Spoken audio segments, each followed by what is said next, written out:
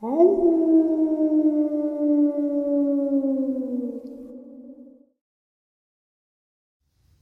greetings and salutations, everyone. I do hope everyone is still doing well. Welcome to today's bonus upload. Before we jump on into it, a couple quick links. As many of you may know, I rely on Patreon, PayPal, channel membership, and the merch to help the channel to continue to grow and go. Links to Patreon, PayPal, and channel membership is in the description below. Merch displayed directly under the video. Also, Dogman Frightening Encounters, Volume 1 through 3, the audiobook versions. They were written and researched by Tom Lyons, narrated and produced by me, Jeff Nadolny. These audiobooks are available on Audible, Amazon, and iTunes, links to which are also in the description as well.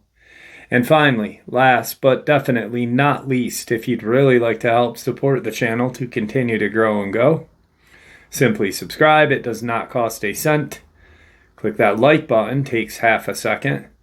If you don't want to miss out on any of the informative uploads that I put out daily, click the bell icon, and folks, please leave a comment and share this video. Why? Well, because these things really do help the channel to continue to grow and go. They definitely do matter, and they are appreciated. And with that, I have taken far too much of your time. Let's jump in to today's bonus, shall we? Today's first terrifying encounter.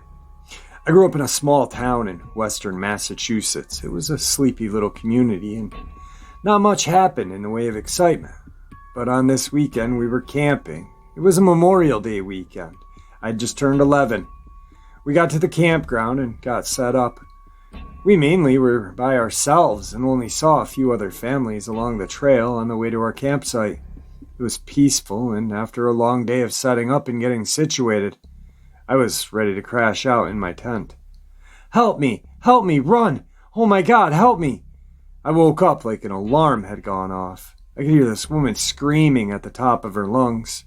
She came running into our campsite and was utterly hysterical with fear. My parents approached her to ask if she was hurt and offered her help, but she pushed past them and kept running, all the while screaming and sobbing. We followed her to the ranger station, as did a few other people from nearby campsites. She woke up the entire campground with her screaming. I remember the police showed up and all the flashing blue and red lights. 2 officers were standing around her as the paramedics wrapped her into a blanket.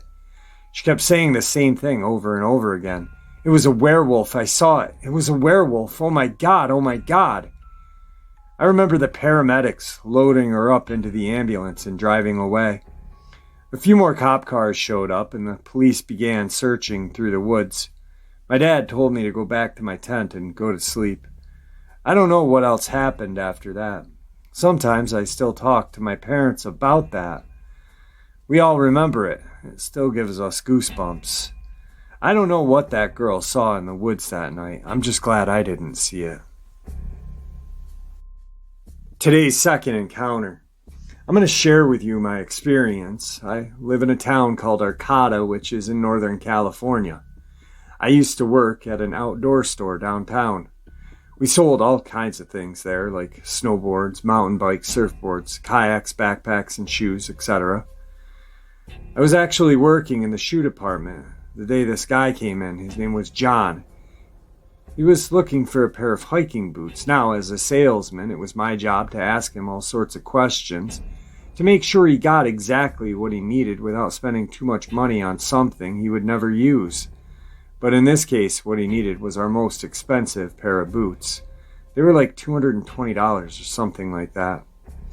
Anyway, I asked him what he was going to be doing with these Uber boots, and he told me that he was a graduate student at the University of Southern Pennsylvania, and that he was part of a startup Bigfoot research team.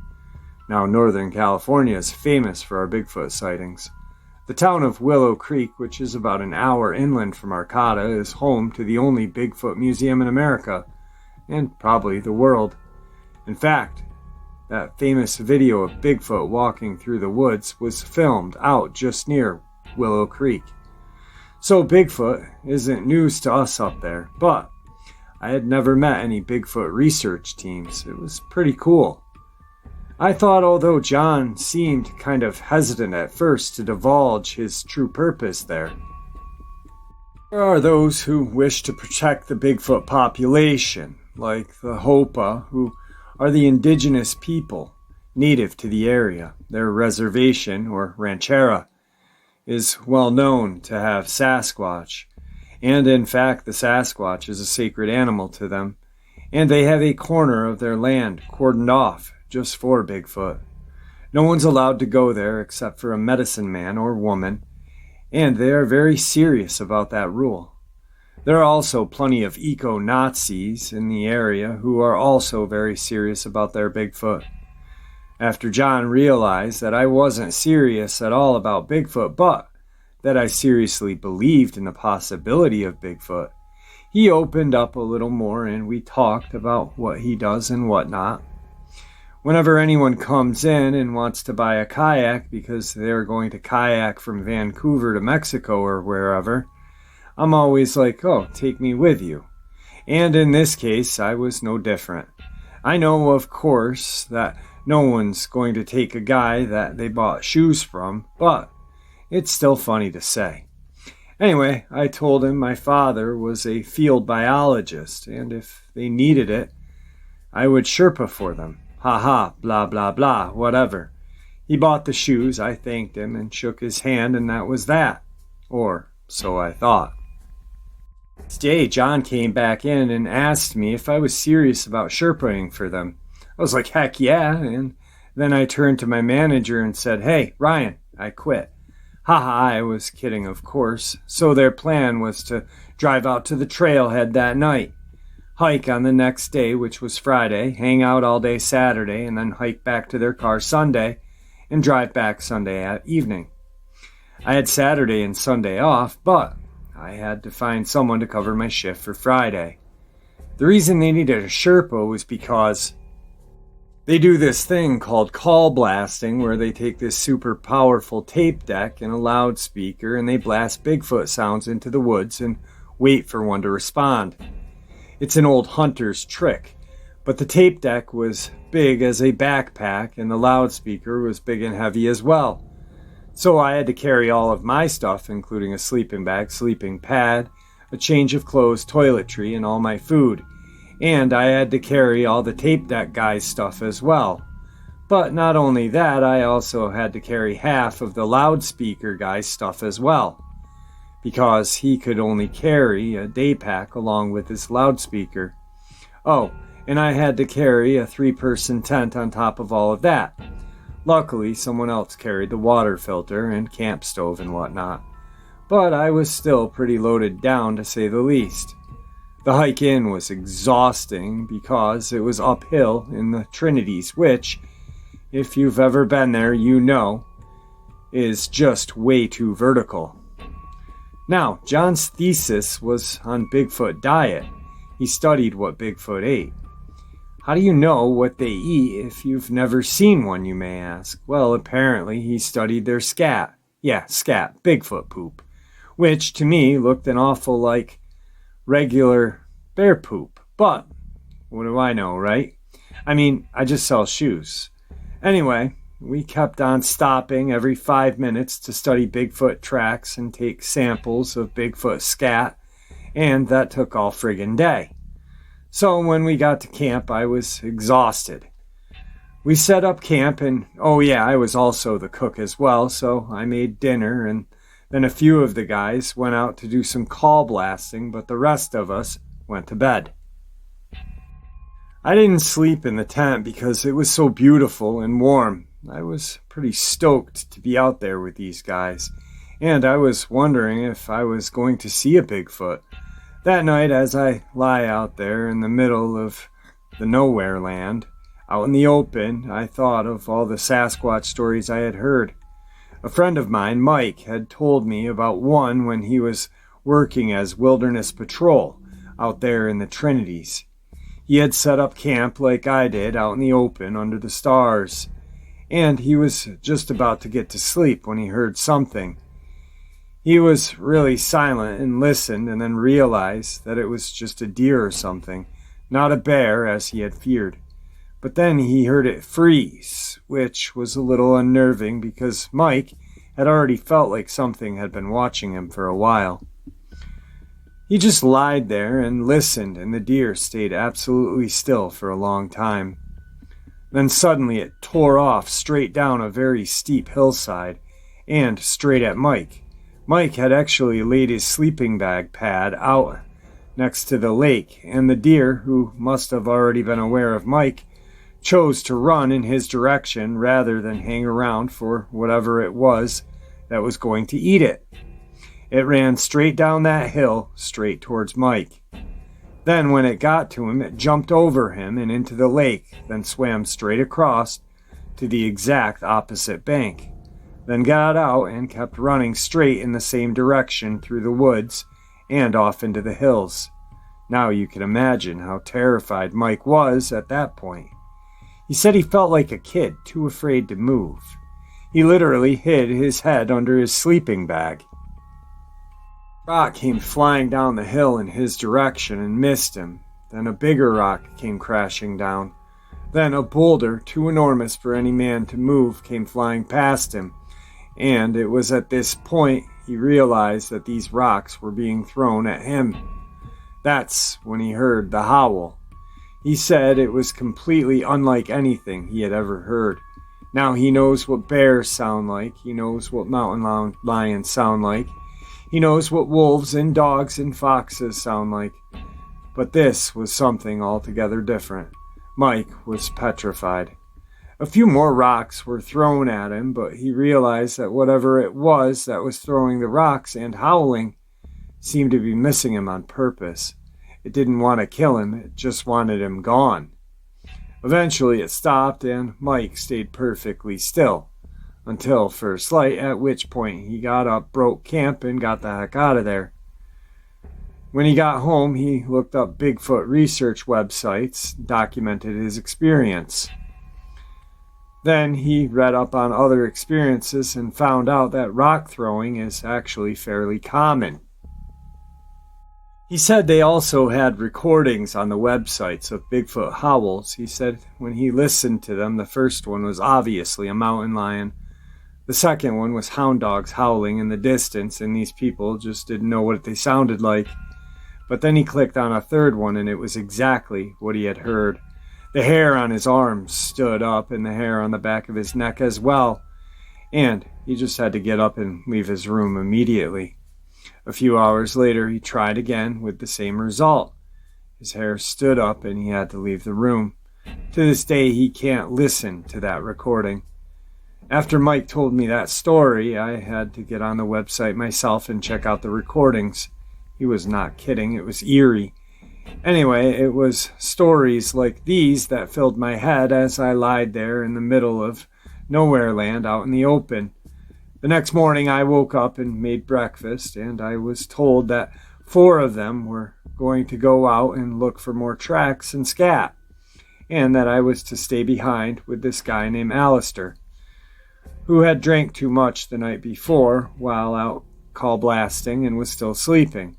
Someone had to stay behind and make sure that our camp was not raided by raccoons or bears or Bigfoot or eco-Nazis or whatever. So that guy was me. I was beginning to regret this trip. They were all gone all day and Alistair slept the whole time, so it was just me, bored and paranoid. I kept getting freaked out, and every time I heard a noise, I just knew it was Bigfoot. My thoughts kept going to the negative place. When it was nearing 5 o'clock, I thought they had been killed by a Bigfoot or eco-Nazis or bears, and they'd never return. Eventually they did, and it was just in time for dinner. Coincidentally, Alistair was also just in time for dinner. John said that they had no luck finding tracks or scats, but that a trail led to the Hopa Ranchera, and so they could go no further. However, when it got dark, they were going to go and follow the tracks onto Hopa land and do some call blasting. Great. I thought now I'm going to be the one left behind in the dark. But to my surprise, they told me since Alistair had slept all day, he was the one that had to stay behind and watch camp, and I was going to get to go with them. Cool, now things are starting to look up. So we finished dinner, left Alistair in charge of cleaning up, and we got our things together for night patrol. I was pretty nervous about trekking onto Hope of Land without permission. I also felt a little guilty about it as well, but anyway, I just talked myself out of it. And I was so excited about seeing a Bigfoot. All I had to do was carry my own little day pack. The tape deck and loudspeaker weren't to be handled by anyone other than SPU staff and students.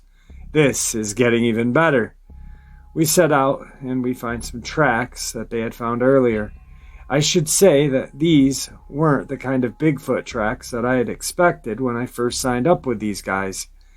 They weren't footprints. There would be broken twigs or a smushed leaf into a tiny little hair on a tree, but these guys had a real eye for it. And they would point things out to me. We had to remain completely silent. That I would sometimes see and other times I could completely miss. Take the smushed leaves, for example. When they were pointing them out to me, all I could see was a leaf on a rock. It wasn't until later they explained to me that something had stepped on it, flattening it out and turning it a little lighter shade of green. It occurred to me that these guys were professional trackers. John, Alistair, and the professor were all big game hunters.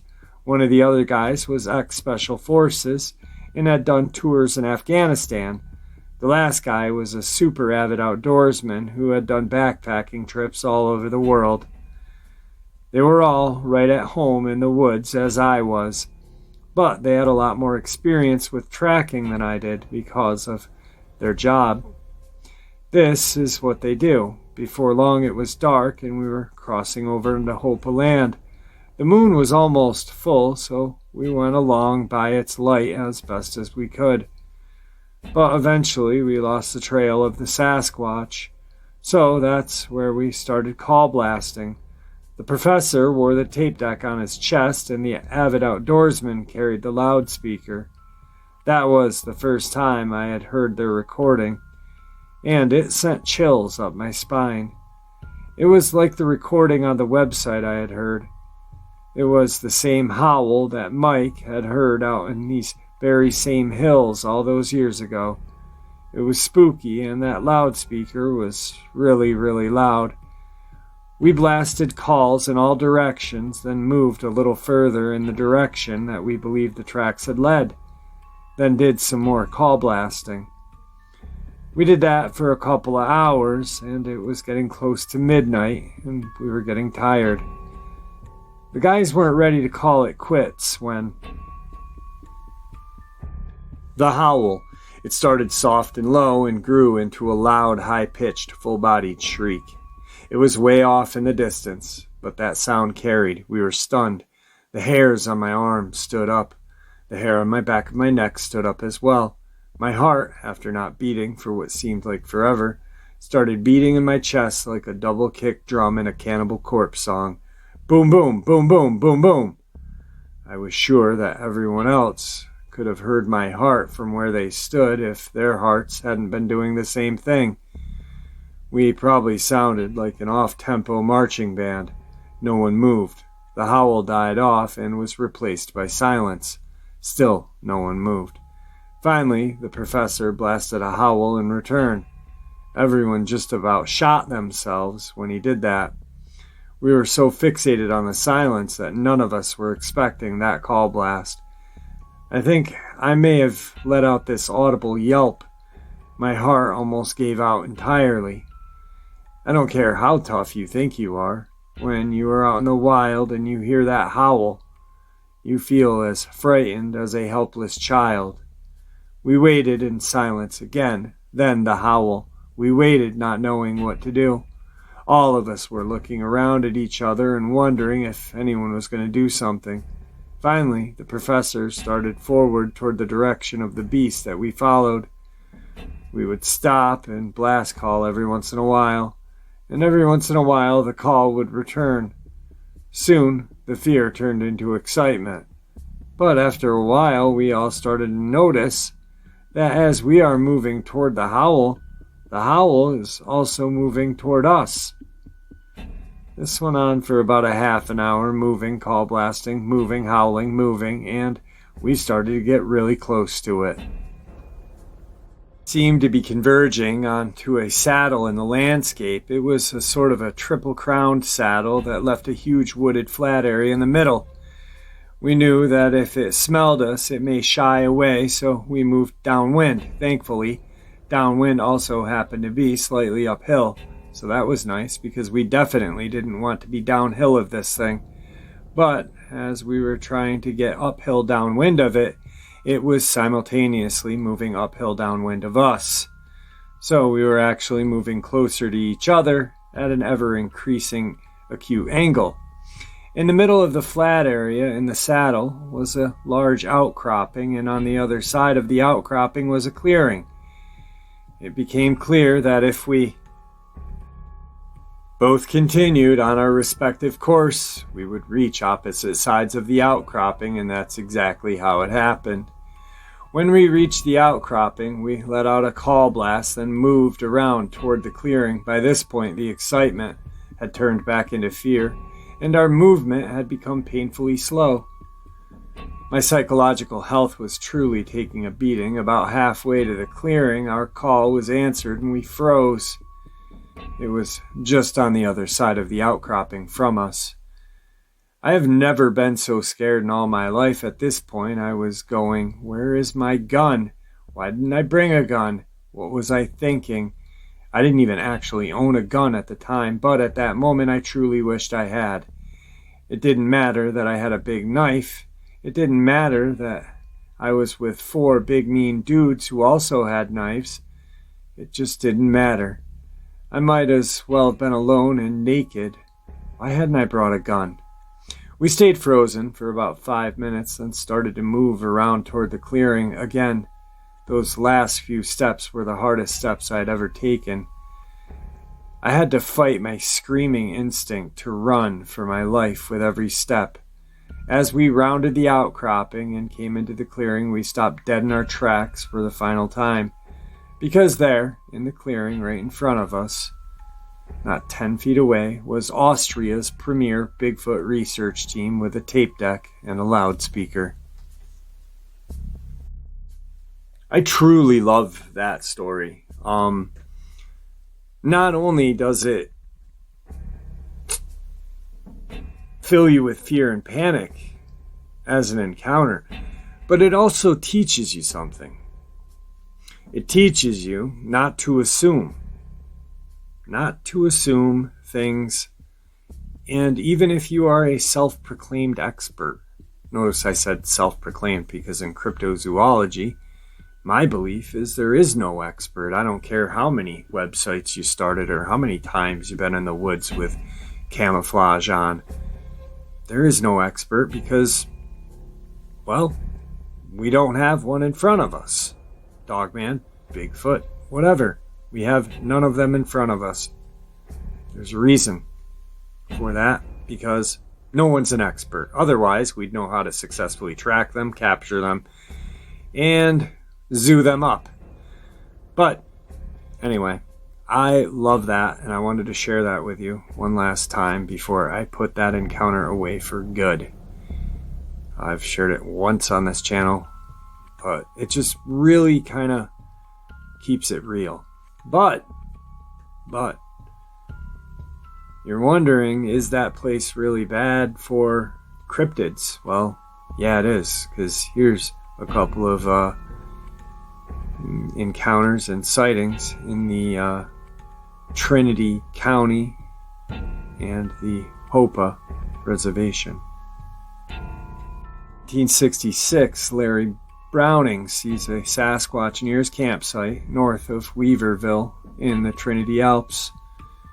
April 6, 68, after 2 more visits to the same campsite with no luck, seeing another Bigfoot, Larry Browning sees Bigfoot wading the South Fork of the Salmon River. The next day, a female Sasquatch follows him for a half an hour on a hike, then charges him.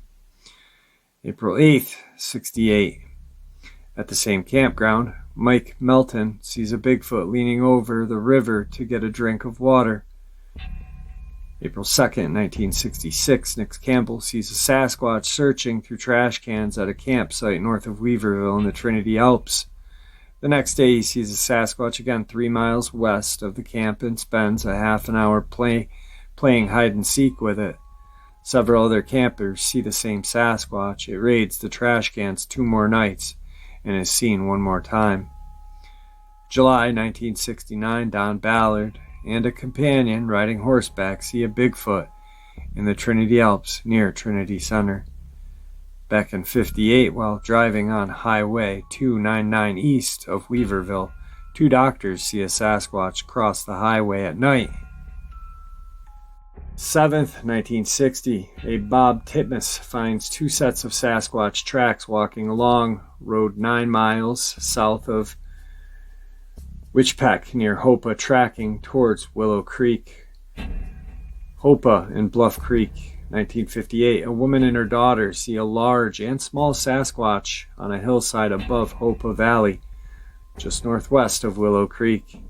1962.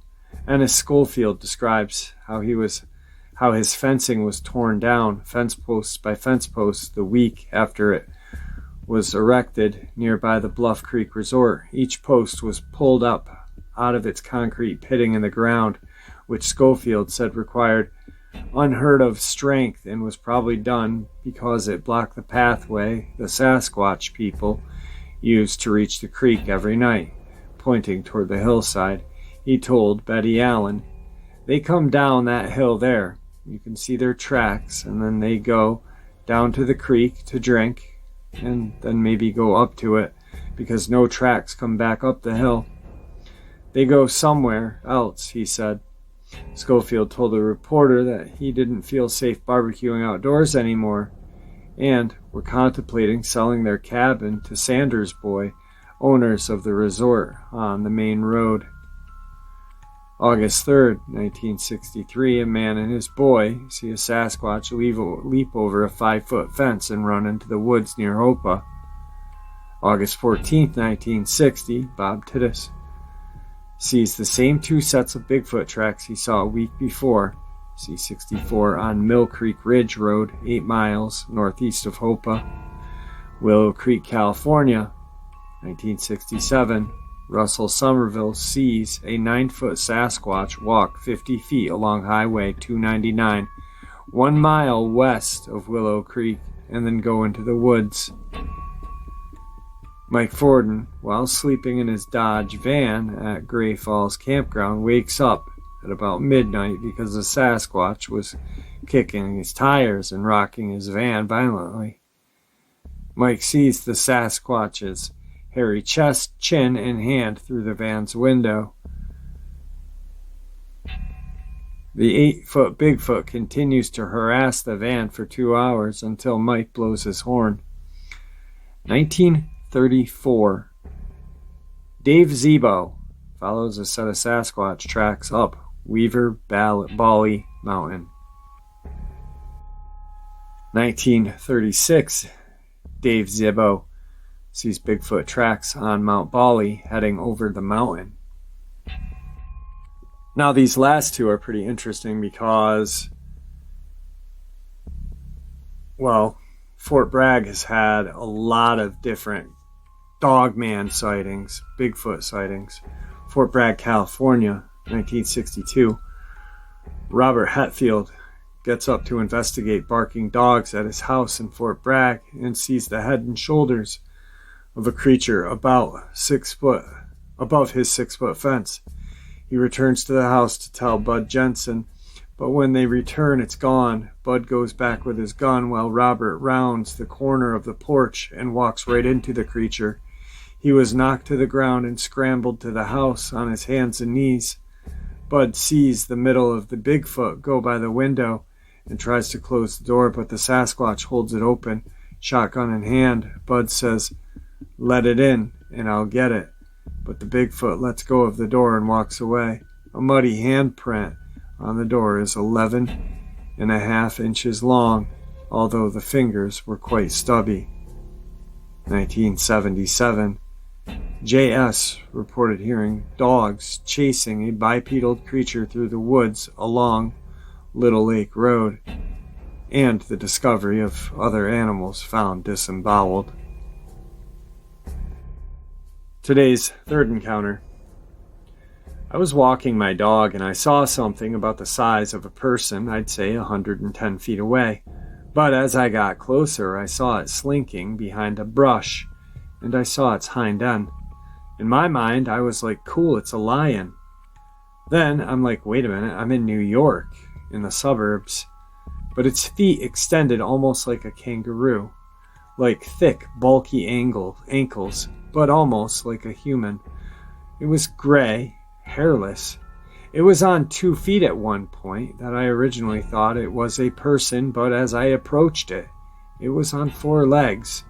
The way the back end looked and moved, it also seemed to have some sort of tail. No, it wasn't a dog. It moved more like a big cat, if anything, and also, no, I'm not on any drugs. Also, I don't suffer from hallucinations. Today's fourth encounter. This happened to me last August when I was driving down from Washington to San Diego with some friends. The 3 of us were camping in cool spots along the way, and at one point during our trip we stopped to camp for a night near the Sierra Nevada mountains. My friend had heard that the sunrise reflection over the mountains was beautiful, so we decided to wake up at around 5 the next morning and watch. The time came and we reluctantly left our tent and walked about 10 minutes from our pretty remote campsite over to a long road and stretch of desert with a great view of the mountains. We stood there for about 20 minutes. Then, as I was looking across the distance, something caught my eye. It seemed to be some type of animal, but a weird size and super white. At first I thought it was a bunny, but then decided there was no way. It was far too large for a bunny. The figure was maybe the size of a large dog, white, and moved kind of unnaturally, like jerky and fast. I remember the face being really weird, kind of undescribable. It gave me goosebumps as I stared at it, trying to figure out what I was seeing. I looked over to my friends and asked them if they had ever seen that thing, and I described it. When I looked back, I couldn't see it anymore. Neither of my friends had seen this creature, but they shared a look, and one of them did motion 2 fingers walking on his arms. The other nodded, and they told me they didn't know what it was, and we should go back to our campsite. Today's final encounter. Let me say first and foremost, I'm a man of logic and explanation. I never believed in ghosts or any cryptid beings really in my life, but something happened the other night that really made me feel weird. So I live somewhere in between country and town here in Florida and see an abundance of wildlife. Fox, coyotes, raccoons are all very normal for me to see. Since there is a large population of fox around here and most people have chickens, everyone has large dogs, including myself. I have a 70-pound boy and a 60-pound girl pit. They are fearless. They know this is their property and they will protect it as such, alerting me if they hear anything. And if they do, I open the door and they run out and chase off whatever it is. The other night I woke up randomly and it was disturbingly quiet outside. Not a single cricket, and my dogs were not on my bed like usual. All of a sudden a howl like I had never heard before. It went off like a siren and sent a chill down my spine, like a deep yell almost, but definitely from an animal. I turned the lights on in my house to see my pit bulls at the back of their dog crate shaking. I've never seen them look like that or the look on their faces before. Purely terrified, so I turned the lights off, grabbed a flashlight, and looked out my back window. What I saw about 200 yards off by the tree line near the back of my property was this dog thing. I vaguely saw it, but it was very similar to a hyena built, with a large amount of fur on its neck, like a mane, almost, and skinny back legs. Its head looked very wolf-like, with erect ears and a large skull. It was huge. It was so black it was hard to make out distinct characteristics, but its presence scared basically any living thing around that seemed at night. The next morning I went to the spot I saw this creature, but saw no tracks or hair or anything. But I know what I saw, and never saw anything like it before. Has anyone in Florida seen anything like this? We've been having a lot of dead dogs in the area. Dogs that are large and are being killed by something. Other people think it's coyotes or feral dog, but I think it's the thing that I saw. Just seeing my dog so terrified really scared me. And there you have it, folks. Today's bonus. I do hope you all enjoyed it as much as I enjoyed sharing it with you. I'd like to thank you all for supporting this channel. It is your support that helps the channel to continue to grow and go, and what gives us all a place and a chance to share our experiences and theories judgment-free. Everyone is simply treated with the respect that we deserve. Please stay safe, happy, healthy, and ever vigilant. Keeping an eye on our children, pets, family, and our friends. These creatures are real. These events have happened. Share this information with those you love and care about, and it may just help save their lives someday. Until next time, never stop asking questions, never stop searching for the truth, and God bless you all.